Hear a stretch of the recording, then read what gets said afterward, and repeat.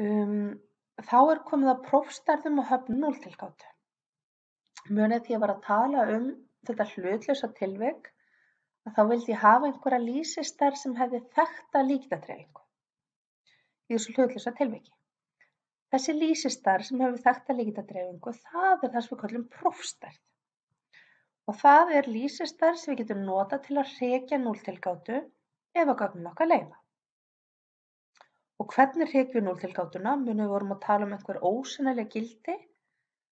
Jú, við höfnum núlltilgátunni ef að prófstærðin okkar hefur ósennilegt gildi miðað við þá líkindadreifingu sem hún ætti að hafa ef að núlltilgáta væri sönn.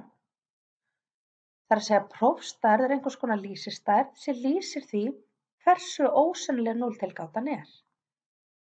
Ef við værum til dæmis með einhverja núlltilgátu og prófstærðin samkvæmt þeirri núlltilgátu ætti að fylgja stöðluðu normaldreifingunni. Munið að staðlaða normaldreifingin var með meðaltal 0 og staðalfrávik 1. Svo myndi ég reikna gildið á prófstærðin og það væri 14, sem alveg víðs fjarri frá núllinu og 14 staðalfráviku frá. Það væri það alveg óskaplega ósennilegt gildi miðað við líkindadreifinguna sem prófstærðin ætti að hafa og þá get ég sagt að það gildi sé ósennilegt. Til þess að ákvarða ósennileg gildi, þá notum við mikilvæg hugtök sem annars vegar alfastig og hins vegar styrkur. En alfastig á tilgátuprófi mestu ásættanlegu líkur þess að hafna núlltilgátunni þegar hún í raun sönn. Ég hugsa aftur með kaffidrykkjuna. Segjum sem svo að ég mæli að það sé munur á kaffidrykkjukennara heldur en annarra stétta. Staðreyndin sé sú að það sé engin munur í raun. Það hafi bara verið tilviljun. Bara alveg svo stundu getur maður kastað tening og fengið 4 og 6 í röð. Þá var ég, af því ég fekk eitthvað ólíklegt gildi fyrir tilviljun, ég allt í einu farin að fullyrða að það sé munur á kaffidrykkju, þó svo að það sé raun og veru engin munur í raun. Þannig að þetta alfastig, þetta líkur þess að ef ég fullyrði eitthvað, þá sé sú fullyrðing röng. Og það mikil hefð fyrir því að nota alfastig sem 5%. Það að segja að ef það einhver fullyrðing sem þið sjáið, það sem búið að álykta eitthvað út úr tilgáttuprófi, að þá yfirleitt miðað við að það sé mestarlega 5% líkur á að það sé raun og veru ekki munur í raun, heldur þetta hafi bara verið tilviljun. Náskylt hugtak styrkur. Þannig eiginlega í hina áttina. Styrkurinn líkurnar á því að hafna núlltilgátu sem í raun ósönn. Það að segja að það væri munur á kaffidrykkjukennara og ég framkvæm einhverja tilraun.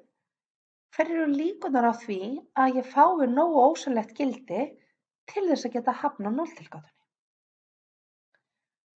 Og eins og þið kannski getið ímyndað ykkur að þá eykst styrkur eftir sér með fleiri mælingar. Yfirleitt. Og styrkur tilgáttuprófs, hann oft táknaður með hérna 1 mínus beta og við getum hugsað hann þannig að styrkur ég gerum ráð fyrir að það sé munur sem við viljum geta sýnt fram á. Hver þá líkurnar á því að við náum að fullyrða þennan mun? Hver líkurnar við náum þá að fullyrða rétt? Nú erum við komin að höfnunarsvæðum og alfastigi. Þegar við heyrt með tala voða mikið að við fáum út einhver gildi sem ósennileg, en hvernig ákveður það? Hvernig veit ég hvaða gildi ósennileg og hver ekki? Þar koma til það sem við kallum höfnunarsvæði tilgáttuprófa.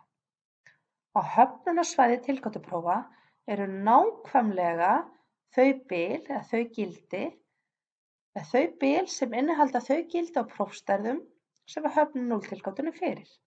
Það að segja að það einhver talnabil þar sem við erum búin að ákveða að ef að prófstærði lendur á þeim talnabilum þá það ósennileg gildi. Þetta talnabilin sem afmarka ósennilegu gildin. Ef að prófstærðin okkar fellur á þessu höfnunarsvæði og því talnabili, Þá höfnum við núlltilgátunni og fullyrðum gagntilgátuna.